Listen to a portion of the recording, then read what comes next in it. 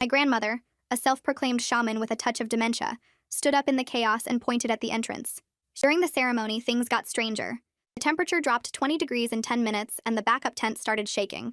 The photographer's assistant fainted. 3 separate phones went off with emergency alerts for a tornado warning, even though the sky was clear. Then the birds started hitting the tent. Just regular sparrows, but dozens of them flying straight into the canvas walls over and over.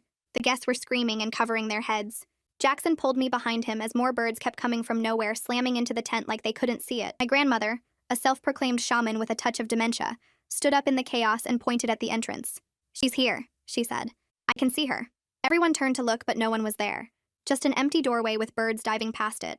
But my grandmother kept pointing with her hand shaking. "She's wearing white," my grandmother said. "She's so angry." The tent pole cracked then, and the whole structure started coming down. People ran in every direction as canvas and metal collapsed around us. Jackson grabbed my hand and we ran toward the parking lot. When we reached the cars, I turned back to make sure everyone got out. Standing in the field behind where the tent had been was a woman in a full wedding dress. Her dress was pristine white and old-fashioned with a cathedral veil covering her face.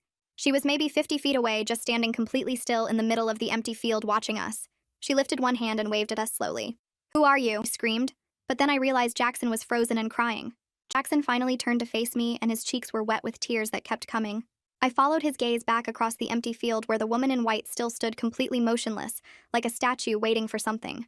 My hand started shaking so hard I could barely grab his arm, but I did, and squeezed tight. "Who is she?" I said through my teeth. "Jackson? Who the hell is that?" He opened his mouth, but nothing came out at first, and I shook his arm harder. "Tell me right now." His voice came out broken and quiet when he finally spoke. "Caitlin," he whispered. The name hit me like cold water, and suddenly every single disaster made perfect sense. His ex-girlfriend, who he swore had moved on 6 months ago and was dating someone new. The woman in the field took one slow step forward and my stomach dropped.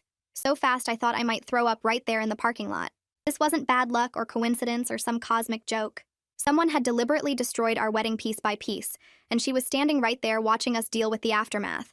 The florist delivering funeral wreaths, the drunk musicians, the stolen photographer equipment, the missing marriage license, the flat tires on every single limo. All of it was her.